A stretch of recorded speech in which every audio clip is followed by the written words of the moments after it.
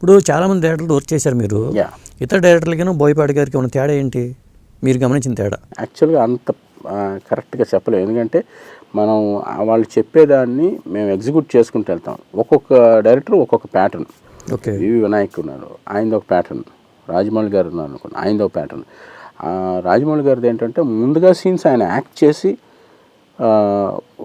వీలైతే అది ఊరికే రఫ్ షూట్ చేసేస్తారు ఆయన.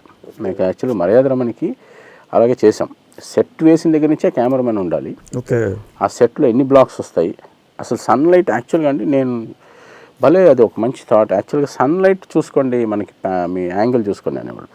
అది ఈ పిక్చర్లో అడాప్ట్ చేశాను అఖండాలో. ఓకే, మర్యాద రమణలో ఒక ఓపెన్ సెట్ ఒకటి వేసాం, డైరెక్ట్గా సన్లైట్ లోపలికి వస్తుంది. ఓకే, సో మనకి సీన్స్ తీసినప్పుడు సినిమాలో 1 minute ఉంటుంది, బట్ మేము 3 days తీస్తాం. Okay, so we use to draw line. యాక్చువల్గా సన్ షాడో వచ్చినప్పుడు ఒక లైన్ గీసి ఇది 6 o'clock, మళ్ళీ ఆ షాడో ట్రావెల్ అయినప్పుడు ఇది 7 o'clock అని మొత్తం పెయింట్స్ తోటి మేము మార్క్ చేసాం. ఓకే, సో ఆ షార్ట్స్ ఎగ్జాక్ట్గా అప్పటికే మ్యాచ్ చేసాం. అది ఒక very good experience with Rajamouli గారు. ఓకే, అంత డీటెయిలింగ్ ఉంటుంది ఆయనతోటి. ఒక రకంగా నేను నేర్చుకున్నానని చెప్పాలి. ఓకే, అది నేను ఎలా అడాప్ట్ చేసుకున్నానంటే, ఈ అఖండ సినిమాలో యువర్ షూటింగ్ మైనింగ్ లాక్ చేయడానికి బాబు వచ్చే సీక్వెన్స్ ఒకటి ఉంది. అవును, అది మేము రామోజీ ఫిల్మ్ సిటీ నుంచి ఒక ఒక ఒక 10 kilometers యువతల ఒక పెద్ద ఓపెన్ ల్యాండ్ చూస్తాం. ఓకే, రమాదేవి పబ్లిక్ స్కూల్ అనేది రమాదేవి, అక్కడ ఓపెన్ సైట్లో మేము సెట్ చేస్తాం.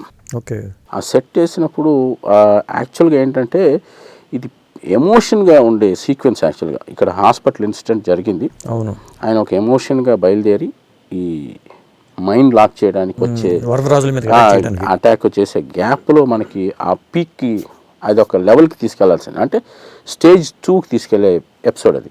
ఓకే, ఆ లైట్ యాంగిల్కి ఎంతసేపు మేము లైట్ ఫ్లేర్లోను గ్లేర్లోను తీది సూదింగ్గా ఉండాలి ఆడియన్స్కి అని చెప్పి అది అనుకున్నప్పుడు మనకి ఈస్ట్ వెస్ట్ కాకుండా ఇంకొక యాంగిల్కి డైవర్ట్ చేసి సెట్ వేసాం.